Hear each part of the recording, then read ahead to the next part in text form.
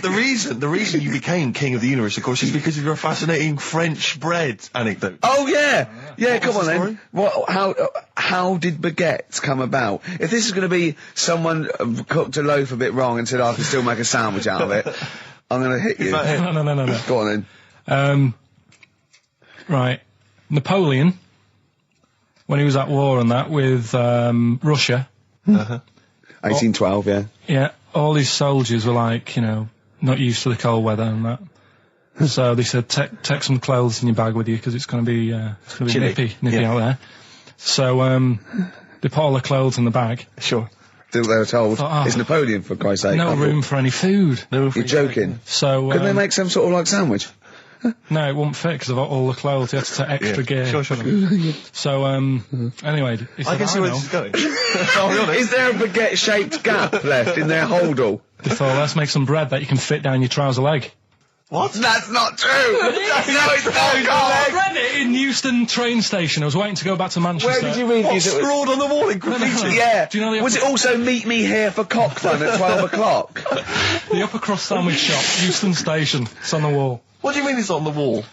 Do you know it says, like, sail on at Dixon's, whatever? Yeah. Next to that, there was, like, a bit of information. Once you've read the stuff on Dixon's... I get information. There's a big thing about the history of the baguette. I read it and I thought, we got to make a sandwich we can split down our trouser leg. But how can you march and fight with a huge piece of bread down your train? Although it would be intimidating. You see them coming, you go, sacre bleu, look at the size of them. They're big fellas. Well, blimey. I can't help but feel that could be a practical joke at your expense. Yeah. Do that. Well, the Earl of Do you Sandwich... ever question anything you read? If it's printed up, is that, like, fact for you then? Well, it's not funny. I mean, if they were trying to be funny, it's like... it's not, is it? So it's information. Have you heard us? Things sometimes want to be funny when they're not. That's exactly what happened with the sandwich. The Earl of Sandwich wanted something he could fit down his pants.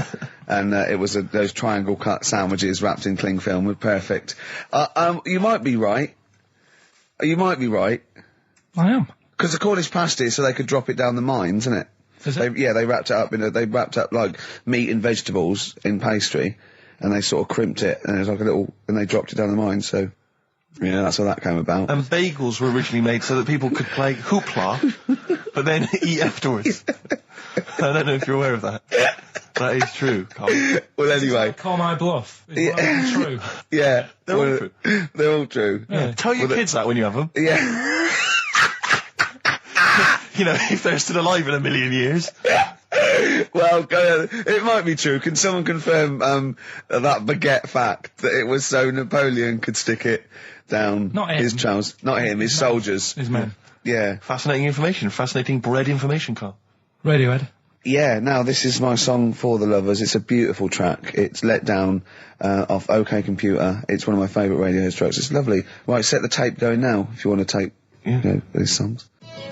Avalanches, Frontier, Psychiatrist. Absolutely. Well, we've had lots of emails. People, obviously, we inflamed and provoked about the Cornish pasty. I've got a couple of amendments to that. The crusty bit, you know, is actually as a handle, because obviously the miners had dirty hands, and they'd eat all the stuff in the pasty, and they'd be left with this sort of crust, and they could throw that away.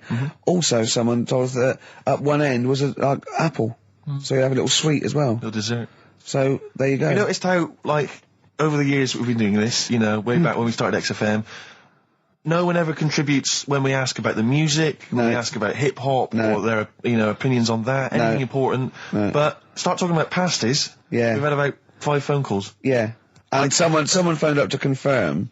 They used to work for Upper Crust, and basically, Carl got all excited. So it is true. She went, well, I don't know if it's true. I've read the same sign you did, Carl. Interestingly, there's an email here that says, which basically offers a history of the baguette, and talks about after the revolution, the government decreed that all of France must eat the same bread, and it was up to the bakers to bake this bread of equality. And then Napoleon kind of made sure it was a particular, he kind of set in. Obviously on the bread you can eat anything you find in the garden, frogs, snails, bits of horse, but squid. the interesting thing is, Rick, that there's no mention of sticking it down your trousers whilst going to war. The French have tried to keep that secret for over 100 years, It was only Steve. the upper crust people. Nearly 200 years, that is a top secret. Somehow Euston Station upper crust got hold of a document, left behind in an old sea chest, possibly Napoleon's, could have been Josephine's. Unfortunately, jotted it down. He's kicking himself now. Oh, Secretary, I cannot believe I left a note. If he talked like that. He did. He did that, yeah, he talked English, but in a very funny French accent. You went to Lanzarote. Yeah. People said don't go to Lanzarote.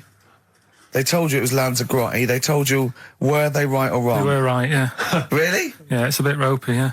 Is it? Why? Just, out there. If it wasn't for the volcano they had, it'd been knackered. That's their big draw, is it? That's it, basically. That's all they've got going for them. When you landed, was it really hot? Initially, were you quite excited? You were thinking this is okay? It was warm. It's, we can't complain about the weather. The weather was all right. Sure. You know what I mean? That's what I went for, but it'd be nice if there just was something else. Yeah. What did you do all day then? Did you read your ritual book? No, I didn't read that. I read that book. Do you know the book that I bought and all the chapters were messed up? Oh, yeah. I bought a better version of that. All right. And I read that. Excellent. And then... Did it make more sense in order? Yeah, a lot easier to follow. Yeah. And then we went and had a look at the volcanoes and that. They've got 36 of them to look at. How many did you look at before you realised that pretty much, you've seen one volcano, you've seen them all? Probably about 6 or 7. Really? Yeah. And then when you got to the 8th, you thought, now I know what this is going to be, Suzanne. This is going to be like a mountain with a hole in the top. Yeah. Really? But it happened years ago as well. It's like, just keep a couple, fill the rest in, tidy it up. Fill the rest in? Yeah, no, Well, getting some builders. No, seriously though. Okay, 4 million tons of concrete, please. They're an absolute death trap. Yeah, what do you mean fill them in? Do you know what a volcano is? It's just a hole, isn't it? That's happened. Well, it's more than the hole. It's more a portal to the magma in the centre of the earth. Back in 1730 it happened, and they still haven't sorted it out. Well, when you say it happened, volcanoes were made a lot longer ago than 1730. No, but the one that did Lanzarote in. Right. Sort it out. What would you suggest? How can they fill it in? It's joined. It's all joined. No, but what I'm saying is... the big plates of the earth are all joined. All the magma's joined. With the trade centre thing, that happened. They cleaned it up, sorted it out, they've moved on. That's what I'm saying. Whereas Lanzarote have just gone, leave it. It happened back in 1730. You misunderstand me. How, in the name of God, can you fill in a volcano? You ignorant twit. No, but it's not just the holes. They've actually left the lava everywhere. That's what I mean. It's not just the big holes. There's lava everywhere. But it's molten rock.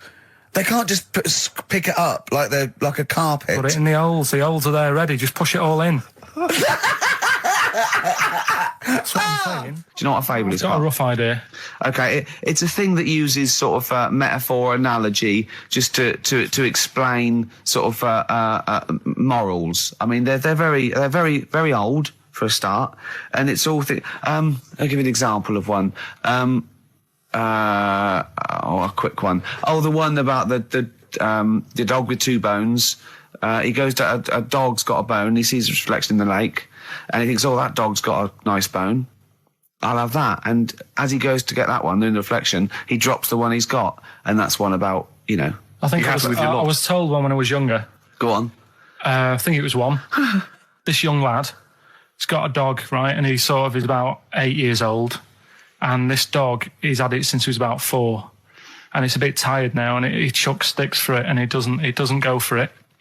And he's saying to his mum, "Oh, I want a new dog because this one's useless. It doesn't do it doesn't have any fun with me." So they say, "Oh no, but Rover's a good little dog. You should look after it." And he's like, "Oh, I don't like it. I want a new one."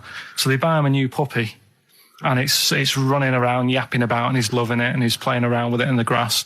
And then one day he goes to the park and he's messing about and rolling about with it, and he falls into the lake, right? And the little puppy's like yapping at him, and he's going, help me, little dog's yapping. And then the old dog comes and gets his collar, and it pulls him out of the lake, and he goes, "Oh God, why did I forget about you? You're the better dog." And he loved that one again rather than the puppy. I got a feeling that was Lassie. Well, yeah, that was an episode of Lassie. What's the moral? What's the moral there, Carl? What's that telling? What's that explaining through analogy? Sort of, don't forget the old. Look after old people. I remember there was one I heard once about a young boy who got trapped in a lake inside a cage. But he loved his trainers so much. He wasn't going to get them wet. But even though he had to get out there, and even though he thought that was the important thing because it's material value, he actually drowned, and the trainers were no good to him then. Out of time by Blur. Luckily, we're not out of time. Got another hour and 25 to go. So it's not over yet on XFM 104.9. I'm Ricky Gervais, with me Steve Merchant and Karl Pilkington. We've had quite a lot of emails, as ever, Rick. I should just say, because we're very lazy. It's a much listened to show. We're very lazy people, and we rarely reply or read out the emails. But I never read the emails. Absolutely so never. I rely, if I haven't replied to them, or my mail, Steve opens my mail and reads my emails. So if I haven't replied, it's just because he hasn't passed it on to me. Yeah. Okay. But I haven't passed it on to you because I know you'll never reply. Sure. So, I'm just cutting out that. But I just want to say thanks for the emails. We do read some of them, and we do appreciate the fact people send in jokes. I appreciate it. I love it. We've had to do anything towards it. Sure, we had an email from Jack. He just said he missed the last 2 weeks' shows. Has he missed anything? Not really. No, it's the same stuff. I think last week Carl was having a go at Chinese people not aging well. He had a go at the gays, and he came up with a ludicrous story about a monkey that was impossible. Yeah, exactly. So I don't think Jack's missed much. No. Go on. No. We've just had an email from the Pringles people. Oh, right. Good, because it's finally started to happen. I hear these stories about people getting given cars and Armani suits and trips abroad, and we haven't had no, but finally people are starting to, realise what we're doing, our impact on society, and we've got a whole box of Pringles sent to us. Not one of those little tubes, the proper tubes, the foot-long tubes. Yeah. So... and what have they said? Well, the Pringles guys want them back. No, they've said they like the show, and if you want more Pringles, give them a call and they'll send you more Pringles. I want more Pringles. Yeah. I bloody love Pringles. Yeah. Pringles are... The thing about Pringles is, they're Moorish, right? Yeah. But how would I put it? You know the sort of thing when I open them, yeah. And by that when I pop, right? Yeah. I have to eat the. Well, okay, I'm gonna put this. When I pop, I can't stop. What do you mean? I don't. Well, when I pop them open, I can't stop eating them. Right. When you pop, you can't stop. Yeah. Yeah. I think that's because of the chemicals. I think that might be the reason. But they're good chemicals. They're good chemicals. They're the best chemicals. Pringle chemicals. They're not bad chemicals. Lovely. Like using chemical warfare. Yes, I want some more Pringles. Bob Dylan, It's All Over Now, Baby Blue from 1960 something. Bit of trivia for you, Steve. Go on. That is the last record we ever played on the old XFM before we were fired. I bet that was a moving moment for about 8 people. I just thought of something. You know that thing we did about, they said that we just cared about the money, selling it to America? Yeah. If we cared about money, would we be here now? Do you know what I mean? I think this proves that we don't do things for the money. Exactly. Jesus. All right, Carl? A couple of emails. Monkey Matt's emailed us. Who? Monkey Matt. Oh, Matty, yeah, go on. Yeah. He says... How's the Monster? He's all right. He says, Carl has missed a cracking headline from The Sport. Hide-and-seek champion found dead in cupboard. I hope it's real. I don't know if it is. I doubt it. Feeder. Do you know what? I'm annoyed at now, right? We've got another ad break coming up. How many ad breaks have we had in this show? I know. Carl, how many ad breaks have we had in this show? It's about 3 an hour. 3 or 4 an hour. 3 or 4 an hour, so about 3 minutes. So, 20 minutes. 20 minutes is wasted on shite. I mean, apart from the stuff we talk about. Well, it's funny you should say that, because someone said to me last week that they felt that there were more adverts now on the show than there used to be. Are there more adverts Rick, in the show? I think, just checking some of the emails, I think that's because people are requesting them. They find them more entertaining than what we're giving them. But can't we sort this out? Don't go on about it. No, can't we though? Why can't we have less? Why have we got so many? Is it what happens, doesn't it? Well, no, you can't listen to the radio after every record. It's bad enough trying to keep them listening with the rubbish we come out with. Yeah, we've got Rockbusters here, let's get them back. Right? Don't steal our son. Please, lads. Thrills on XFM 104.9. I'm Ricky Gervais, with me Steve Merchant and Karl Pilkington. Yeah. Little Carly Pilkington, little baldy mank, whinging little twat. How are you? Yeah, all right, yeah. What are you doing? Happy? Feeling a bit happier today? You look as full of spunk, as they say in America. Yeah, I'm all right. Just a bit of a miserable day, though, isn't it? Yeah. A bit miserable. Yeah. Walking in today, right? Do you know I walked through, like, the, sort of the gay district of London and that? Right. You don't walk, you mince, don't you? Well, just walking through on the way to work, and I'm always interested in their little shops and stuff that they have, right? Loads of... Their little shops. That's don't be ashamed of. If you want to go in and buy something, go in and buy something. I'm just having a look at, looking in the windows and stuff. Little postcard just near the entrance. Yeah. That's meant to tease people in, to make people go, that sounds good, I'll nip in, right? Little postcard. Free butt plugs with every sale. That's great. How did we get from 5p off milk to free butt plugs with every sale? Wow. What society come to? Well, it's because we're liberated, Rick. Yeah. It's an open society. What did you buy to get them? You didn't buy... No, I didn't. But what's the purpose? What, of the poster or of butt plugs? Butt plugs. Because I really honestly You don't... shove them up your arse, don't you? Whoa, slow down, bum. Shove them up your bum. Yeah. But when? Is that just like when you're doing whatever, doing stuff around the house, or...? I think it's not to keep things out. Is it like you would use a plug in the sink to keep, the water in the sink? Oh, if you're not gay. Get that? Oh, yeah, no, I know what you mean, yeah. I don't know. No entry. What is it? I mean, I don't understand what that's I don't know. I assume it either feels good or are they... well, I've got to be careful here. Or are they sort of like breaking it in? Right, yeah. Do you know what I mean? Like it's like a shoehorn. Sure. or It's like when you stick paper in your shoes if they're a bit tight. Or those people who sort of like put little bits of wood in their lips, and then as soon they've got big plates in their lips. Yeah. Same with the butt plug. It means you can, you're ready for anything. I don't know, do I? And look at Carl's face. Well, if you know what butt plugs are used for, then why not get in touch? Ricky.Gervais at xfm.co.uk. What do you think? If there's any... I can't believe we're already on this subject. I know. It's 1:05 and we're I was going to say then, if there's any people who use butt plugs, and I was thinking that Carl would have said, well, they're not up yet. Yeah. Because they go out late. No, but what? We're award-winning people. We've written a TV Not on show. radio, though. Not on radio. We're rubbish on radio. I know, We've got nothing to lose. I always say to you, Steve, that I like educating people and that. Now, the way I see it is I didn't know what they were. Let's phone to go. Someone might know about butt plugs. All right, we'll get. No, get them on. Get them on. Ask them. No, because they might say something dodgy. Oh. Yeah, whereas, what have we just been doing? Just take a chance. Take a chance and tell them not to swear. Well, you tell them. Okay. Right, Steve, I haven't got my headphones on. Hello, who's that? Hold on. Who, sorry? Nicholas. Nicholas, hello, mate. You're not going to swear, are you? No, I'm not going to swear. Keep it clean. Yeah. Keep them keen. What were you calling about? I'm phoning about your plugs. About, not my plugs, but sure, plugs in general. What, do you know much about them? No, Are you a plug user yourself? No, I'm just thinking if maybe you've got some gay friends and you're spending the night at their place, you might want to use one. Right. What, you mean experiment with them, or...? No, so you can make sure they're not going to do anything while you're asleep. Could I suggest, just lock the door? I mean, that is easier to me. Can I make a bigger suggestion? That's probably the most homophobic thing we've had said on the show today. Thanks very much for your call. Right, okay, good. Well, that's why we shouldn't put people on the line. Just, without checking first. I think Carl's made a good point. That's the calibre of listener we've got. Carl, come on, what's the matter with you? Oh, Thorns. that's fine. No blue sky. Beautiful, isn't it? And that a great track. It's all right, yeah. Just had an email, yeah. That woman who opened the Office script could have her head cut off. Apparently. When a letter is posted, it becomes the property of the Queen until it reaches the person it was meant for. By opening it, she's committed treason and could be killed. I don't know if you're familiar with this story, Carl, are you? Go on.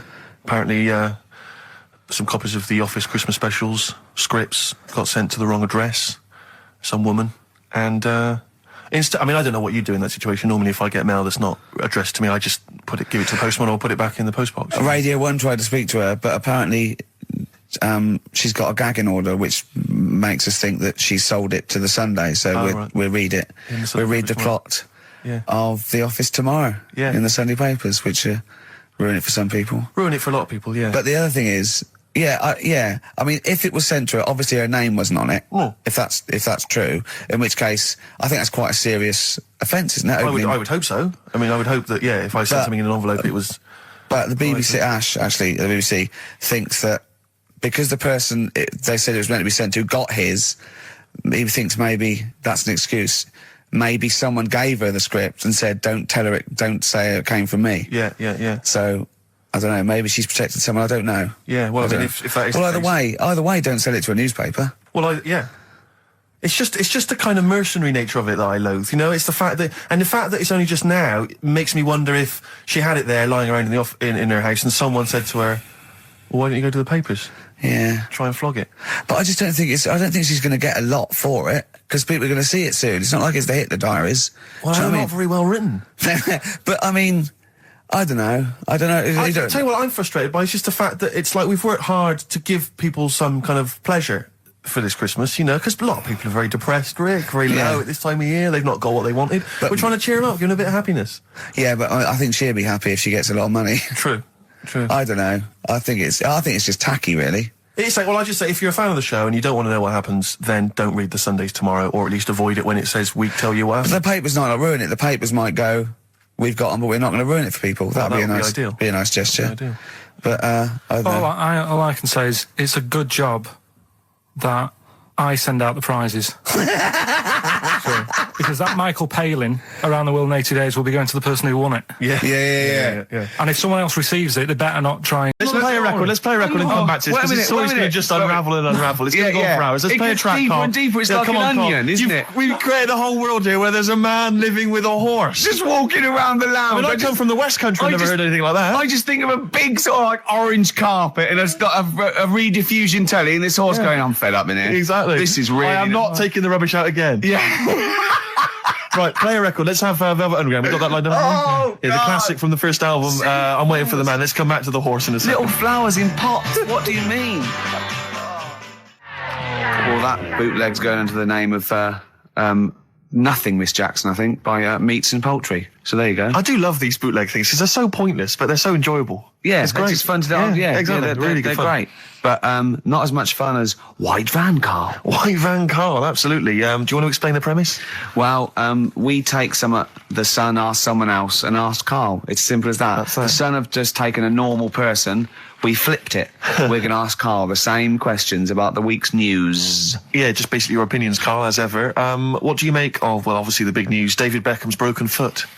Is this a big concern for you? No, I mean, it's sad. It's sadder for him more than anyone, because, to like be in the World Cup is like the main thing for him, isn't it? Yeah. But he's still a young lad, and I don't think he'll give up. I reckon he'll still turn up. He'll be all right. And, good luck to the lad. I like David. I'm not going to slag him off. Voice words. He says that like he knows him. Like he's popping round for drinks later. Yeah, like we tried to stitch you up. Go on. But obviously yesterday, was it yesterday? I think maybe Thursday. The Sun printed a big picture of David's foot and encouraged everyone to touch it at midday, because hoping that this would somehow, if we all thought and prayed together, somehow that would help his foot heal. Do you believe in that? No. Any belief in that? No, you're going down the old like Yora Geller route, aren't you? Sure. I know it's stupid. Yeah. I'm sure. I mean, it's nice effort and everything. It sort of cheers everyone up. Hold on, you believe in ghosts and warlocks and licking toads? Why is that any more stupid than all those things? It's not going to work, is it? All right, fine. It's rubbish. Okay.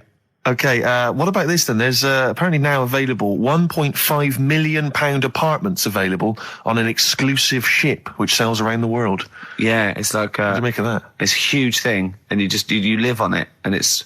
I mean, in theory, how big is it? It's mental. Do you know it's like a town centre. Do you know how like people said that the Titanic was the biggest ship? Was that only then? They've got bigger ones now, haven't they? Yeah, a lot bigger. Oil tankers are much bigger, and.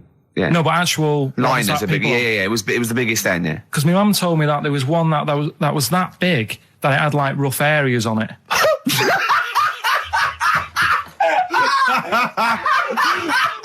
Oh God! Oh. Don't go starboard. Oh, God. No, but do you know what I mean? Great. It was like we're thinking of moving. We're seeing the captain. We're thinking of moving to a nicer area. Oh, yeah. I've heard they're very rough in aft. Oh, God. Oh, They steal your tyres. A ship's so big, there was rough areas. Oh. How big is this one that you're talking about? Well, I don't know. It doesn't give me the specifications here, but they're huge. They're huge. In theory, I mean, it's that thing with it's obviously marketing, but they're going to solve the overpopulation crisis, where soon we'll all just be floating around the sea. Yeah, I can see that. Shining, on XFM 104.9. We're doing White Van Karl. Got another one there? Well, it's just your thoughts really on the Queen Mum's very British send-off that she was given this week. Yeah.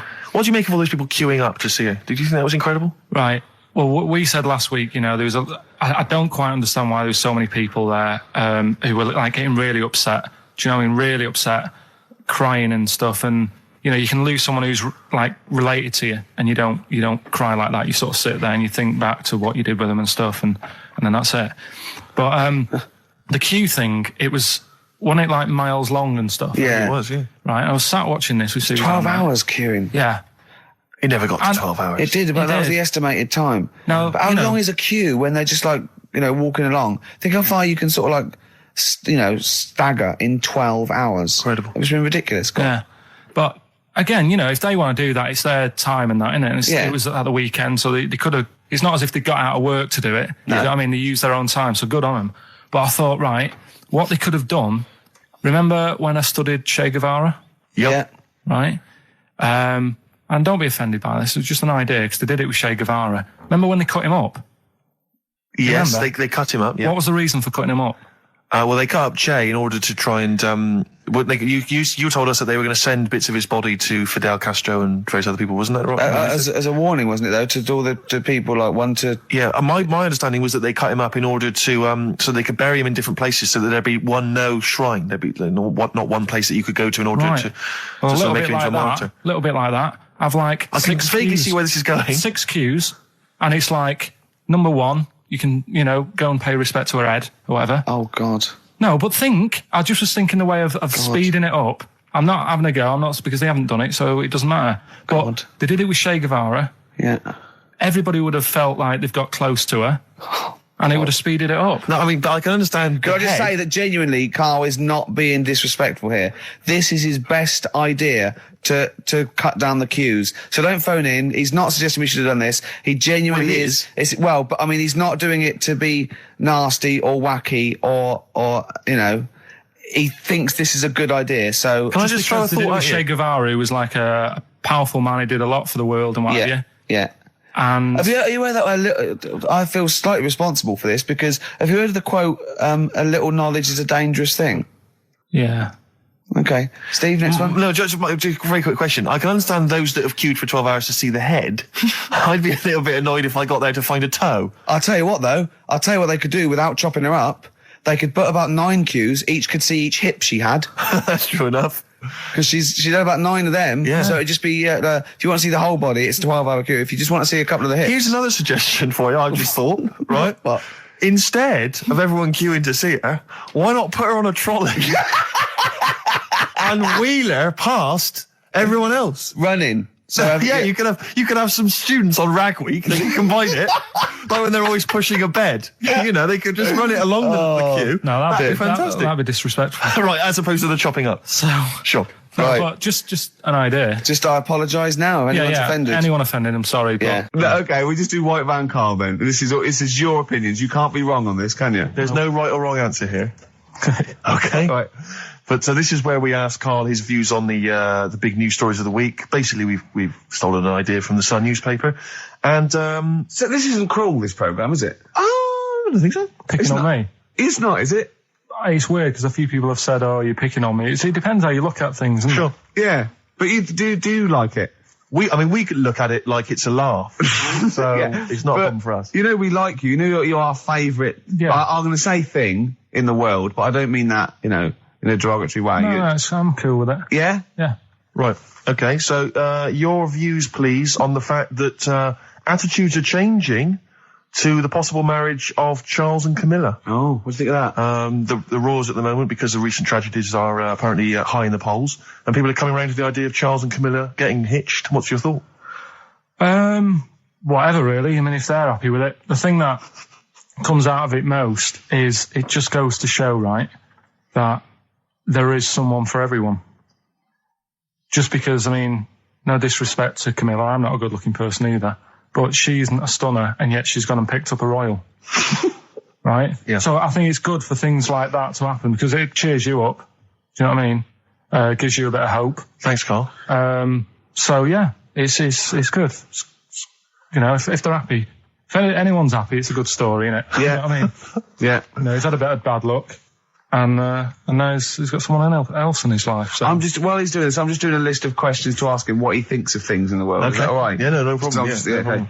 Okay, what about this then? Are you disappointed by the nation that a third of us are apparently unaware of St. George's Day? 23rd. Is St. George's Day the one with the snakes that we've talked about? No, that's... Are you one of that third, do you think? St. George is the patron saint of England who killed the dragon. Yeah, I mean, there's too many of these days, isn't there? That's the problem. If you make it a bit more special, like Christmas, so you buy presents and that for each other, then people will remember it. But there's so many of these days with Easter and Pancake Tuesday and all that. So it's not surprising. I think as time goes on, we'll find that a lot of these days will just disappear because, you know, people are busy. There'll be new ones, won't there? Right. White Van Karl. It's you, White Van Karl. Yeah, this is where we steal the White Van Man column from The Sun and basically fire those questions at Karl, getting his opinions on the week's news. Okay, Karl. What do you make of this? David Beckham apparently was driving despite having an injured foot and just further threatening his World Cup chances. And obviously, you're a big football fan. Well, I'm not that big. I like the odd game. Sure. Would that hurt him? Would that hurt his foot? It can be good. Is it in a plaster? It's not in a big cast, Sure, it's better to drive than it is to walk on it. Good point. Fair enough, yeah. Go. Can't argue with that. Can't get the bus, can he? Okay, and what do you make of this fascist leader who's having a lot of success in the French presidential elections? What's he doing? Have you not come across this story? No. Right, this is one of the big political stories. He's got a far right that got nearly 20%. He's a far-right fascist leader, and he's having considerable success in the French elections. I don't think we should be asking Karl questions like this. Not something you've got to I'm getting scared. There's all sorts of bad stuff going on in the world that we don't know about. Yeah. But we know about this. Yeah, but you're better off not knowing because there's nothing I can do about it. You're absolutely right, Karl. Fair enough. I can't argue with that. Oh, God, man that's alive. fantastic. That is brilliant. White Van Karl. Yeah, White Van Karl. I mean, for those that don't know, we do this... we ask Karl the questions that the Sun asked someone else. That's right, the Sun every day asks some, average Joe, his views on the week's big stories. Karl, let me ask you now, what do you make of Prince Harry smoking openly at a polo club? Are you aware of this story? No. Was it? Go on. Prince Harry, you know that he's one of the royals. Yeah. And he was seen smoking openly, a fag, a cigarette, a polo. Third in line to the throne. Something like that, yeah. Imagine that. Someone smoking a cigarette is third in line to the throne. A cigarette, Karl. Is it a non-smoking polo club? Do you know, I don't know, but if it were, would that make things even worse for you?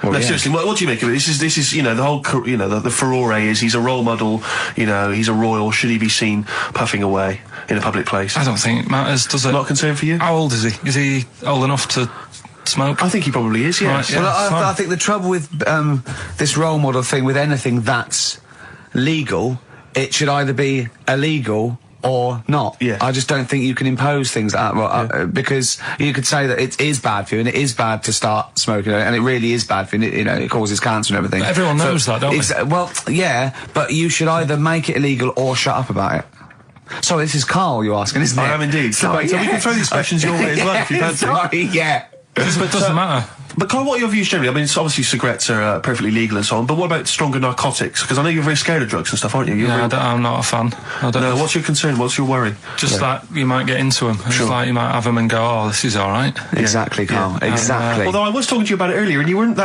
very sympathetic about a lot of young people who have perhaps gone to crack or smack. Didn't you describe it as their own fault? Sometimes it is, isn't it? Yeah. I mean, I could have turned to it where I grew up, but I said, well, don't want to do that. It's not good for you. Sure. And I avoided it. You turn to ghosts. So you've got no sympathy for anyone who's a drug addict? It's their own fault, It depends, doesn't it? Sure. Do you know what I mean? You can be an addict if, I don't know, something, I'm trying to think of a nice way that you might most people start on stuff like that because something really traumatic's happened to them. Very few people go out for a laugh one night and go, let's all try it. Sure. So, you know, but, yeah. Just say no, I suppose, is the Just say action no, in the listen to the cast of Grange Hill. Now, this will scare you. Now, Carl, you will be a little bit unnerved about this. Have you seen the film Jurassic Park? Yeah. You know what happened there? Well, according to the Sun here, it says scientists are planning to clone mammoths for a theme park. Look at his face. Look at that. He looks like a dog caught in the headlights of a car. He's terrified. I love Carl. He sprung to attention Carl. there. Is that the best news you could have? Man moths.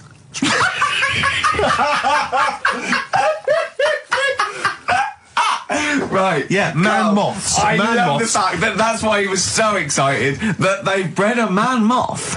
What is this? Yeah, it's a human being that hides in your wardrobe and eats the entire jacket in a day. Yeah. What do you mean, man moths? Mammoths. Mammoth, the big hairy cow from the Ice Age. I mean, elephant.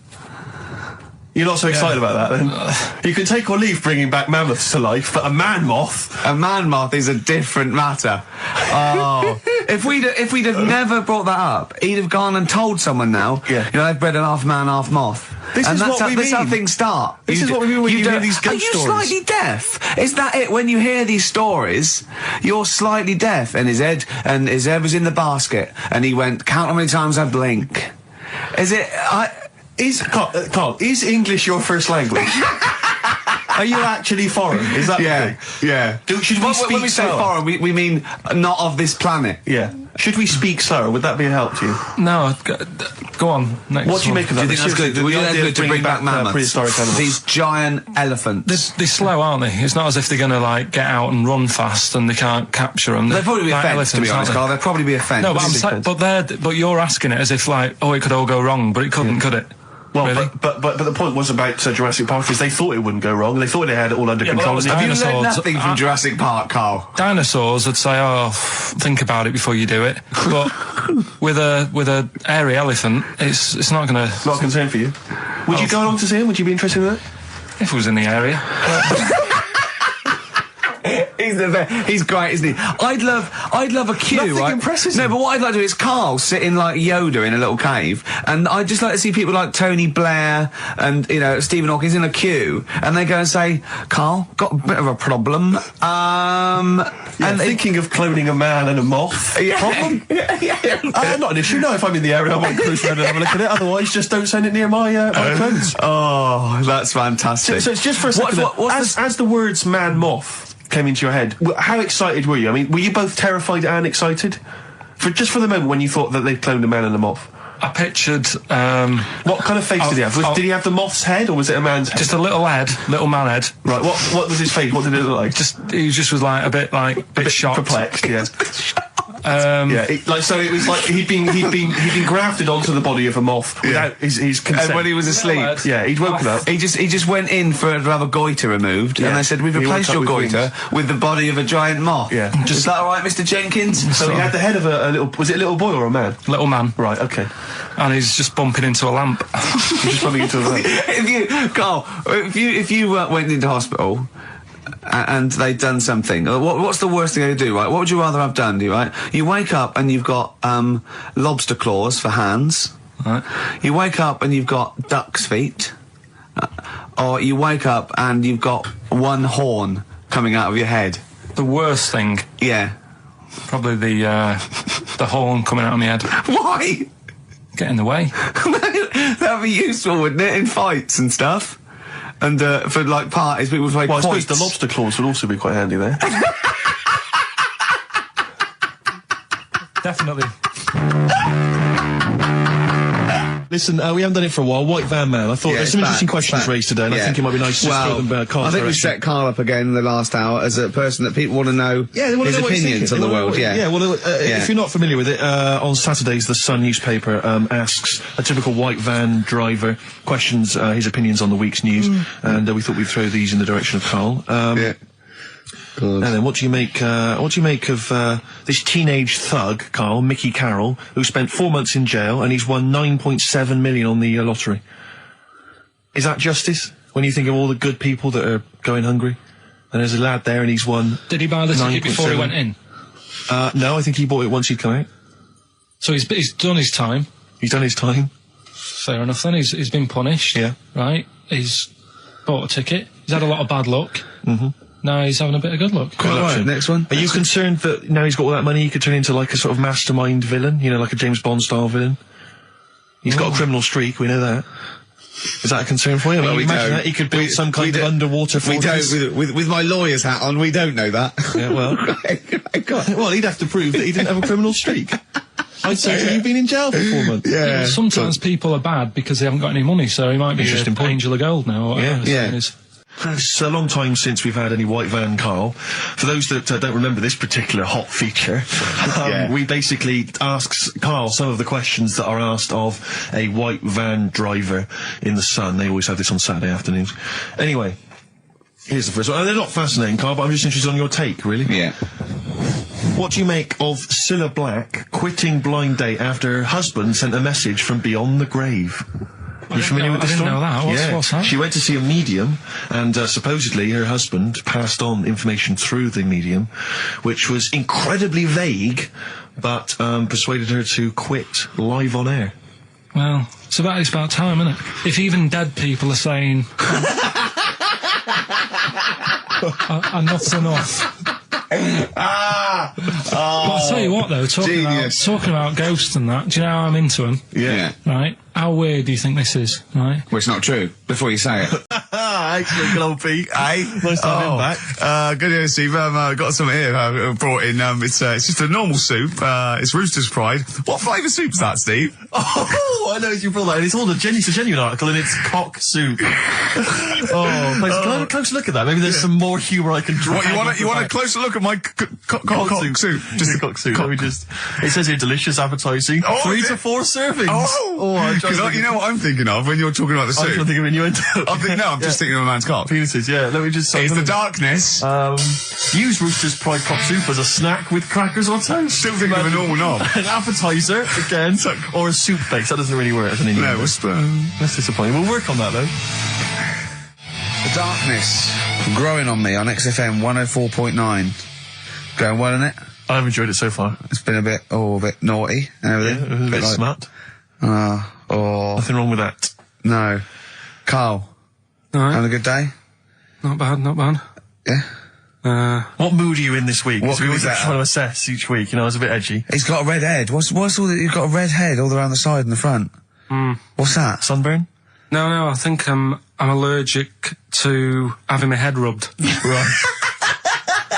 Right. Now, who would rub your head? That sounds a bizarre thing. Your girlfriend? Weird, isn't it? Yeah. Well, I was rubbing your head. Well, yeah, but I was squeezing his head, fair enough, and he was screaming in agony. And then he went and made me a cup of coffee. And as he came over, just spilled boiling hot coffee on my legs. I'm all wearing shorts, and he went, "Sorry," just like that.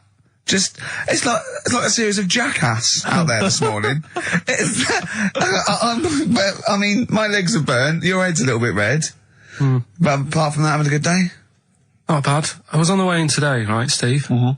Walking in, always walking in. I get left early and stuff. I like to get in early, get some bits done, that. Yeah. Monkey News, Songs of Phrase. That sort of thing. And living in London, right, there's a lot of shops that open early and stuff. Do you know what I mean? People say that's a good thing about London. Yeah. It's almost like 24-hour city and stuff, right? I'm walking in and there's like, you've got your newsagents open. Obviously. Selling newspapers and that. That's good. They've got to be open early. Yeah. Then you've got your coffee shops, your Starbucks. You'll have a cup of coffee in the morning. Do you know what I mean? They're doing well in the morning. Yeah. Then you see like the odd restaurant and you think, well, maybe they sort of got the doors open, but they're preparing for lunch. So you think, fair enough. Yeah. I'll let that pass. Yeah. Carrying on walking down the road. Bondage shop. Open. Sure. About 10:30. Yeah. Busy, was it? There's a couple in. Really? Some good offers. About 10:30 for a bondage shop. I'm assuming if you're into bondage, though, you stock up at any time, day or night. I mean, you don't... Yeah? Well, I assume it... I suppose you get up and you go, I've got nothing on, I need to be a bit tied down. Yeah. I need some rope. These clothes are too baggy, I need more belts. Oh, God. I need more straps. Yeah, get some rubber on my face. Weird though, isn't it? What were you doing in there? So, just having a browse. But, so a bit worried really, because the things that I've noticed this week like that's probably a little bit smutty. You've brought your soup in. I just found it out there. Sorry, yeah. It is Rooster's Pride cock soup, noodle soup mix, chicken flavour. But I mean, do they not know that is obviously just going to be used on the Graham Norton show and Chris Tarrant when he's doing his show abroad? Yeah. I mean, do you know what I mean? Well, how could they call it cock soup in this day and age? Don't keep saying it. Well, no, it's fine, because you can say cock as long as it means the male we've done this. Oh, do you mean the chicken? Yeah, look, it's a picture of a chicken. Yeah, sorry. What did you think it meant? No, I don't know, I thought it was in my head. Okay. Sorry. Yeah. But, yeah, there's something else that's a bit sort of... A bit blue? A little bit blue, but then it's real as well, do you know what I mean? Well, it's a problem. Excuses it. Got me Steve Merchant and Karl Pilkington. Have you got the album? And already, they've had an argument. Yes. Well, I mean, I don't know whether we need to cheapen the show by discussing it, but I asked for a particular track. Karl is the producer, and he failed to get it for me. He's failed to get it for me. He's failed to bring it up from the record library. Completely failed in his mission. He needed to get 2 records, and he failed to get one of them. A 50% error rate there. Yeah, but like I said, I looked in the system, it told me what album it's on, I brought that album up. I'm busy. But, okay, so fine, you're absolutely fine then, that's no problem. You know, once again, that's a great excuse, Karl, brilliant. The show has been ruined, it's been partially ruined, but you've got a bit of an excuse. Alright, I didn't make a big deal out of it when you said, oh, and whilst you're down there, get us a new 50 Cent single. I never said, while you're down there, get the new 50 Cent single. I asked you if 50 Cent single was lying around. Yeah. If it hadn't been here, I wouldn't have worried. So I get it, yeah, I did that for you. Right. And when I come up, you say, has it got swearing in it? Well, I don't know, it's 5-1, Steve. I haven't got time, I've been whizzing around. The producer, it's the brand new single. I'd have thought it had been lying around in the XFM office anyway. But I don't have time to sit around listening to music. Sure, well, yeah. Right? I know that you have. Now you've got an iPod that can hold 7,500 songs. I don't know when you're going to get round to loading all them on, but I haven't got the time. Sure. Busy. Yeah. Fine, okay, no, that's a perfect excuse, Karl. Well done, mate. Right. I just hope that I never have to depend on you in a real emergency. I had a bit of bad luck as well. I wanted to play REM, and maybe the listener can help me here. Can you email in ricky.gervais@xfm.co.uk if you know what song I'm thinking of? It's an REM song. I think it's on the album of the last one before. And he says Mulholland Drive and I'm Steve McQueen. That's all I know. I'm sorry, I can't think of the title, so I need the title to look it up, if you know what I mean. I can't put in like that. I can't put in Mulholland Drive. The system goes, what are you talking about? So I need the actual title of the song to look it up to find it down in the library. Oh, well, I'd go down yourself if you're going to go down to the library and get that. I wouldn't send Karl, because... Ricky.gervais@xfm.co.uk. But if he wanted to, he did have time, because he came in at 12:20 rather than 5-1. Yeah. No, I told you about that record that I wanted it yesterday, didn't I? So you had 24 hours notice. So that's not really an excuse, is it? But I did find one of my favourite songs of all time, which is Bones off the Bends album, and it's Radiohead on XFM 104.9. And here it is, because you gave me lots of time to find it. So. Sure. Yeah. Could have brought it in himself. No swearing in it. Bones. Radiohead. The Bends on XFM 104.9. And thanks to Paul, who's emailed in. There's a whole bunch of other people. There's lots Nick, of people. We've got Davey, Steve, Ashley. It's Electrolyte. You know, it all comes flooding back now. We've got that. I've got it out of the library. We're going to play that. That's done. It's interactive. I've used the listener. I've shown the listener, right? I've helped them to help themselves. Sure. I've said, if you want to hear it, tell me what it is. They tell me what it is. They're going to hear it. Yeah. Do you know what I mean? Perfect. Saves going down the library and, well, we don't... Yeah, well, we know mistakes can happen if that, you know, if they go down the library. Yeah, and I mean, I checked it, though, to make sure it was the right one, you see. It's just a little bit of... Well, it's a good rule, that, generally, if you pick something up, a CD, that's you know, right, we want to play on a radio show, a live radio show, you normally check at the back. Oh, no, yeah, that's right, yeah, if you want a job done, do it yourself. You're absolutely right, Karl. Yeah, so... But anyway, look, let's all make friends, let's kiss and make up. Yeah, touch and make up. Yeah. Let's just... Well, I'm up on Karl at the moment, because it was my birthday in the week, and... Not only has he bought me a little vibrating thing to put on the chair, because I've got about that, so that vibrates, that. Actually, we can hear it. Yeah, I'm going to do it between records now. Right, what's that doing to you as you It's just, it sort of like sends a little pulse into your sort of muscles, relaxes, doesn't it? I've got to relax on there. If I'm relaxed, the listener's relaxed, we're all happy. Sure. He's also got me this little electronic bongos, and I thought we could do like... Oh! Chimpanzee that, monkey news, so it's like a jungle sort of thing. Sure, yeah. Brilliant. Well, that's always been one of the great jingles that even has so I've got the vibrating... Oh! Oh, chimpanzee that! Monkey news! Dr. Fox, if you're listening, I think you'll know that's a clear improvement in this show. So thank you for those. It's alright. Yeah. What did you get him? What did I get him? I couldn't get him anything. I was too busy buying myself an iPod. You're joking? Well, it's a little bit gay, isn't it, giving gifts to blokes? Yeah, it is, but for someone who's like major... Yeah. Play a record. Someone who's major?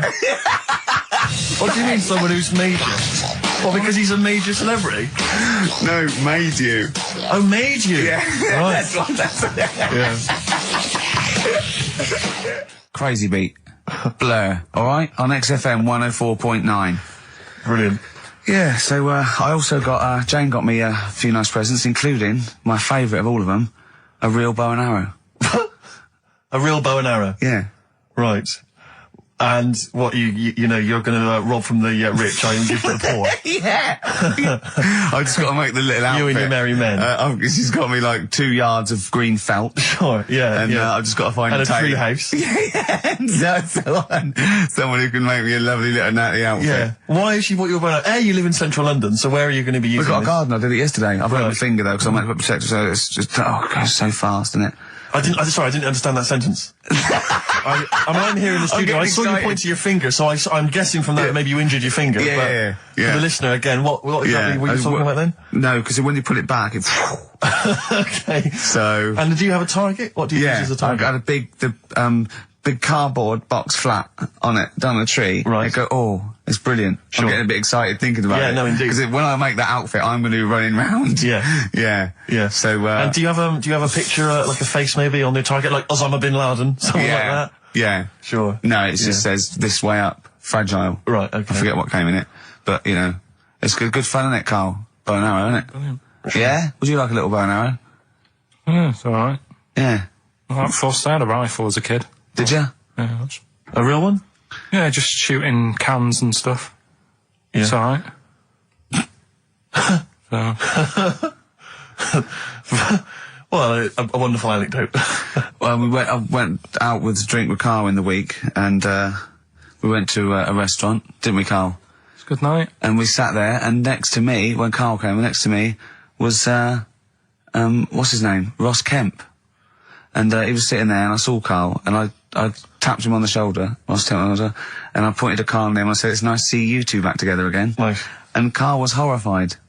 But Carl didn't know that I'd already spoken to him before Carl arrived. I thought it was okay. I thought I could break the ice because I'd met him before. Sure. So he just thought I was insulting him. And in the week we were talking about his little head, weren't we, Carl?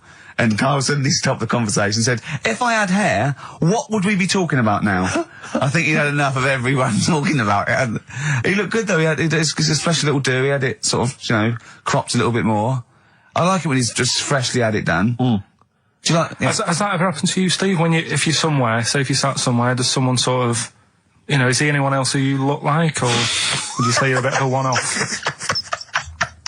I love these two. But to be fair, to be fair, he seems to be having to go at me an awful lot more than I do at him now. I mean, he just starts it. Starts it out of nowhere. I think his is sort of a get back for the way you treat him as a producer, not. But he's not a producer. If he produced the show, I wouldn't have a reason to criticise. But I think this is it. Oh, but God. Seriously, I mean, it really winds me up though, because it started as a joke, but now it's abuse. Yeah. He got annoyed at Heat because it said Carl, producer, well, not so much a producer, as just a bald mank. And he went, can they say that? Yeah. Can they say that? See, that's a magazine, an independent publication that's identified what exactly it is you do. Yeah. Oh, here we go then. Go on, bring it on, because here we go. He's looking at me. I know he's thinking. I can hear the cogs I'm not thinking anything. It's no, that is true. Never a true word. Play a record. Now then, I heard this on VH1 in the week, and I have not been able to get it out of my head, and I really kind of want to get it in everyone else's mind now so they understand the pain I've been going through. Miss You by the Rolling Stones. Yeah. I hope that's now embedded in your brain and you can ruin a week by having to sing that constantly, irritating people in shops and everywhere you go. Miss You by the Rolling Stones. Good track.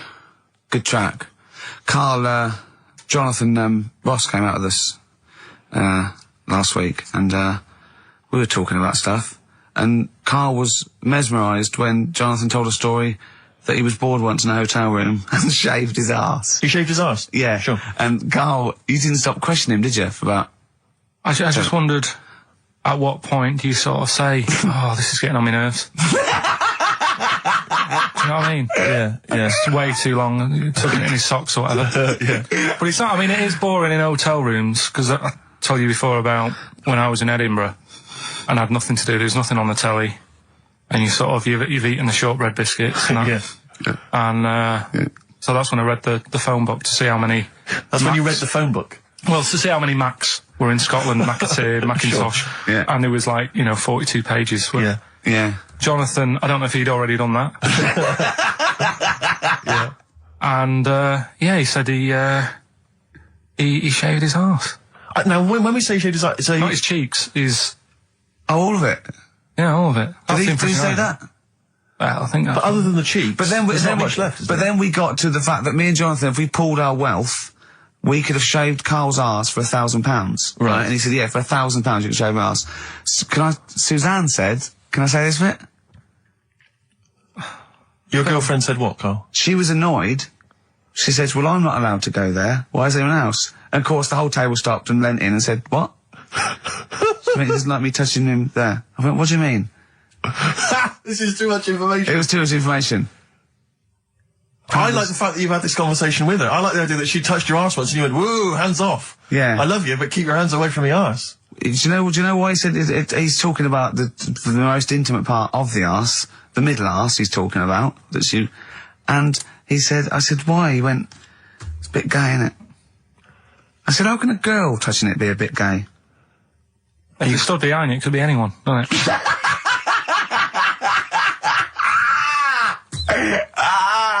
Oh, God.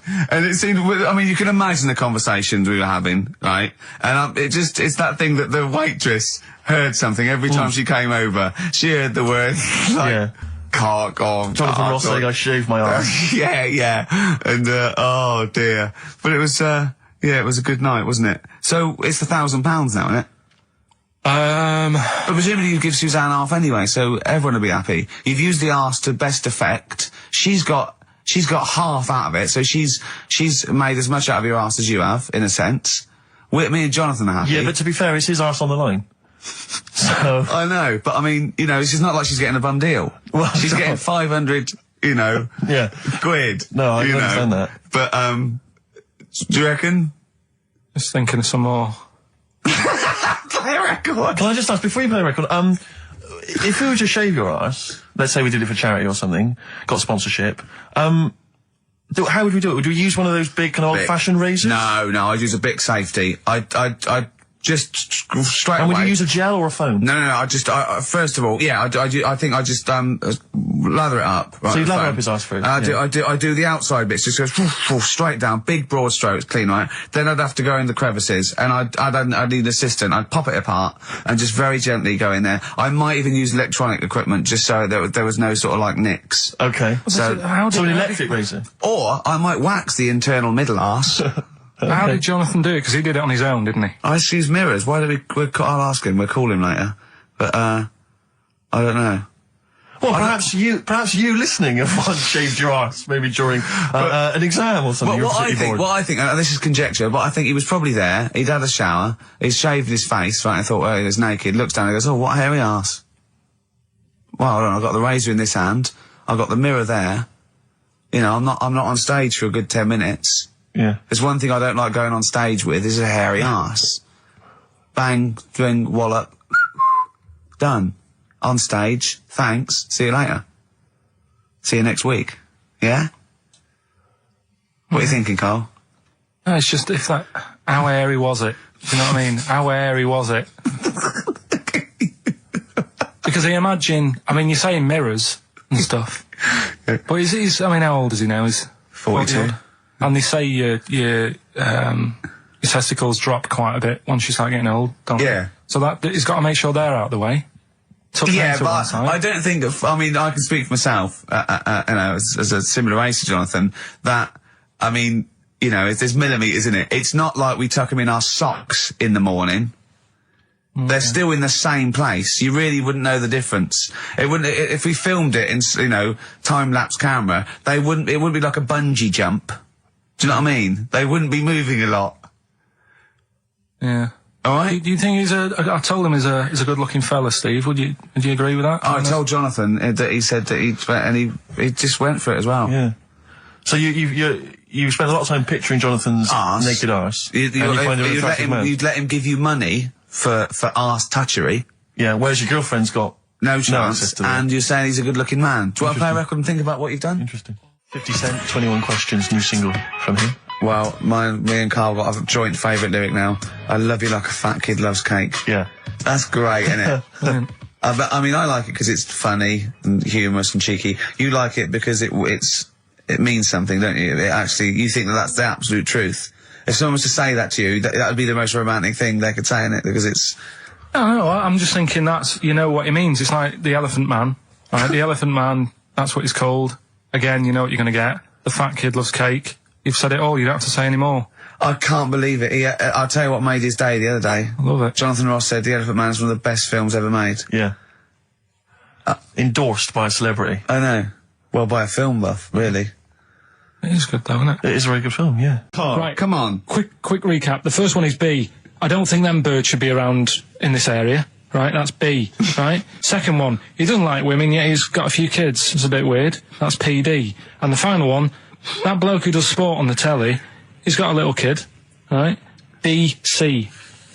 All right, and it's ricky.gervais@xfm.co.uk if you want to enter for Hellraiser. Oh, I'll tell you what, continue to do a little theme of like some old stuff people haven't heard of. If you're under 30, you probably never heard of this band. It's also a new thing I want to introduce. It's Show Up Camfield. Camfield talks the talk, he doesn't walk the walk. He doesn't play some rock classics on his show because he's scared. I'm going to play the tracks that Camfield's too scared to play. This is Kansas and Carry On Your Wayward Son, alright? Kansas. Carry on your wayward son. No, like, again, I spoke to you in the week, and I had much better things, like when I tell you about Brian Blessed climbing Everest, and for some reason it made him, it played havoc with his belly, and he followed through, and he had to clean up. Shut himself? Yeah, using ice and snow. Why are you telling me that Brian Blessed, in what way is telling me that Brian Blessed shit himself once in any way educational? Because I was saying how he was climbing Everest, right? Right. I give it to him, he's an actor and that, but he gave that a go. Yeah. Right, it played... What's the point of that, you'd say, wouldn't you? You'd say, God, he's you know... So he's alright. Me doing a boxing match, there's no reason is rubbish, but him climbing Everest and shitting himself... Yeah, he did that. It's commendable. Right, and he's only gonna, like, go and do it again. He's gonna climb it again. Yeah, but he might not shit himself this time. Yeah, but what's the point in going? Nothing's changed up there. Yeah, good point. Yeah, good. Well, it has. They've probably cleared it out by now.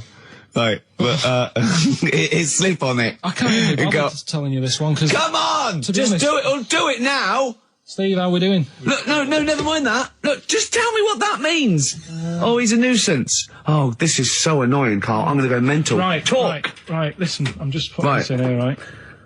Right, nuisance is a bit of a nuisance. Yeah. Apparently, the old fella who used to hang people... 1800s? Yeah. He used to be able to tell somebody's weight just by looking at them. Right? That's a bit of a bonus fact. We'll be the judge of that. The thing that I wanted to tell you is money for old rope. Do you know what I'm saying? I can't even be bothered. Yes, you're going to tell me now. Come on, Carl. Right, I mean it. Basically, money for old rope came from the... Right. What was all that about? You can tell someone's weight. What was that bonus for? fact. And Brian Blessed shitting himself. What are you... What? No, tell me that now. You nearly made me swear then. I'm getting really annoyed. I'm getting really annoyed now. Tell me this back, Carl, or I'm going to go mental. Come on, Carl. Time's running out. More that people years ago, when people used to be hung, right? Right. If you didn't like the person who's been hung, you'd go, God, I really don't like him. And so you never forget the time. Because if they're being hung, we take that as read. Yeah. So they never forget afterwards to get the hangman to get the rope and to cut it up into little pieces, and he'd sell them. He'd sell the little pieces of rope to people. See, Carl, that's the most interesting thing, if it's true, that you've come up with. Right, okay. And so so they sell the rope?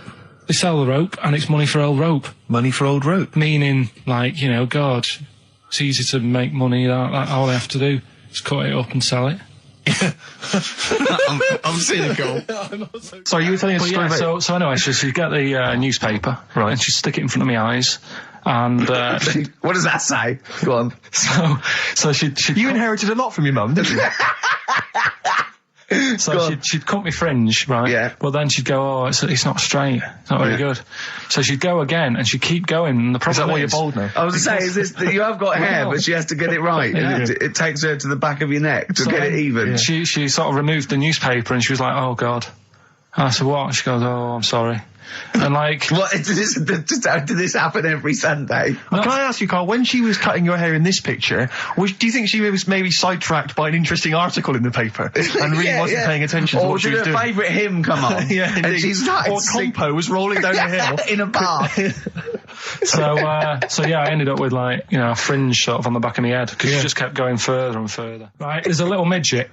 Right, there's a circus. I'm loving it already. Circus going on somewhere. I think it was in America. Yeah. And is that present day or old times?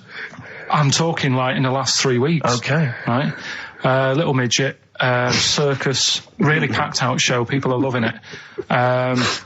Steve, you're asked the same question I did. I know. So there's a little midget jumping up and down on a trampoline. That's what circus is. Right. I'd pay good money to see it. So everyone's clapping, and he's getting carried away. Because he can't believe they're loving it. I didn't know they'd like a little person on a trampoline, but they love me. But you know what it's like when, if there's a crowd of people sort of encouraging you to sort of go higher and stuff. Yeah. And I'm sure he knew it was getting out of hand. But he was jumping, and he was coming down, they're all going higher, and he's going really high in the air, right? So he's doing this, crowd are clapping. There's a hippo, right, just sat next to the trampoline, getting ready to come on and do his act. Oh, right, I thought he was in the audience. There's a hippo getting ready to do his act, Steve. Yeah. So he's a ventriloquist. What do you mean he's sitting by the trampoline waiting to do his act? Because why does he sit in the dressing room and they go, 5 minutes, Mr. Mus, 5 minutes, Mr. Mus. So anyway, right, so the hippo's there. He's getting annoyed, is he, because the midget's he's going, how can I follow this? This is really annoying. They're going to be, no. So he's thinking, he's already done the trampoline, my pogo stick act is never going to work. Yeah, go on. So there's a hippo waiting. See, it's a great story, and I just know he embellishes it, or it gets slightly wrong. Go on. So there's a midget jumping up and down. The hippo's getting annoyed. The crowd are going mad. The midget's loving it. Can't believe his luck. Although you think he probably knows he's dicing with danger. Yeah. So next thing you know, they're all saying higher. He gives it one big, like, heavy sort of landing on the trampoline. Goes really high, but goes off at a funny angle. Oh, hypotenuse. Okay. Yeah. And sort of flies up. Hypotenuse! Sure. Flies off at a funny angle. Oh, dear. Hippo's there, swallows him whole. Crowd are clapping, thinking that's why the hippo was waiting there. Rubbish. Rubbish. Alright, that's Aqualung.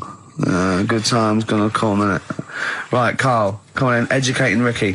So, don't let the cat out of the bag, that's where that comes from. Comes from a crafty butcher. Right, go on then. So the next little headline is, Wash Up With You. Wash Up With You, go on. You wanna know about that? Yes. It's a survey that they did this week. They? Yeah, some university did some survey. Brilliant. Did a world test on washing up. Yeah. And each country were given 140 pots to clean. Brits were the quickest. Yeah. Yeah. Turkey were the slowest at washing up. The Turks. It's not because the little fellas that work in the kitchens with no... Is it? They can't reach. Spain were the cleanest, and the Germans were pretty good as well. So... I don't know where to start with this. Honestly, Steve, I don't know where to start with that. Look at his face. It was really light, right? We've had the parrot, right? These are things that I found. Found the parrot, Right, I've told you about the dog in the car wash. Right, you didn't tell me about that. You said there's a car wash for a dog. That's all you told me. Yeah, the but parrot, you said there's a parrot. What? It's a problem at funerals. Yeah. That's nothing. That's nothing. That's nothing. Do you understand? And, they used to eat cats. what else have we got? Travis on XFM 104.9 on Ricky Gervais with me, Steve Merchant and Karl Pilkington. We're doing Educating Ricky. Right, final one. Come on, Karl. Right, what was it? It was, why don't they just get a diary or some paper or something to write on? Yeah. Yeah. Because snappy. I couldn't think of a heading for it. It's basically, Go on. people who have tattoos, I've never understood it, right? That they have something put on their arm. Right, sorry. Have we started the educate? Is this part of it? Are you educating me? This is something that will be useful in my life that I didn't know about. Yeah. Go on then. No, it's just that they've got a machine out, right, that does tattoos. Tattoos. You come up with a design you want, and you sort of this machine scans it, and you put your arm in this thing, and you press print or whatever, and then it does the tattoo on your hand. Or on your what, like loads of little needles that follow a pattern? Yeah, the computer, basically, yeah. Is it a real tattoo? It's a proper proper one. The fella said... well, as long as it goes out, it pierces the skin with a I just wondered if it's one of those kind of, those kind of... No, it must be lots of little needles or a moving needle that can go Sorry, along but it. how is this cleaned, like, in between each person? Dunno, probably... I don't know. Well, no, as long it's only that if it's one needle, it's just the head, isn't it? If it's one needle that moves, and does it like like loads of little... What are we gaining from a machine doing it? Just because they're not going to sort of mess it up. But hold on, how do you keep your arm still? Because your skin moves slightly. It's the machine sort of strapped to your arm. Right, and so it's spread, the fella said that the tricky thing was in all this, it was the fact that, nobody would let him test it out on anyone else, so he had to do it himself. But did it work? Because the thing is with a tattoo artist, they yeah. can see when your skin's moved and they can see what they've done and they keep wiping it and looking, whereas a machine's just got to trust itself. Yeah. So I think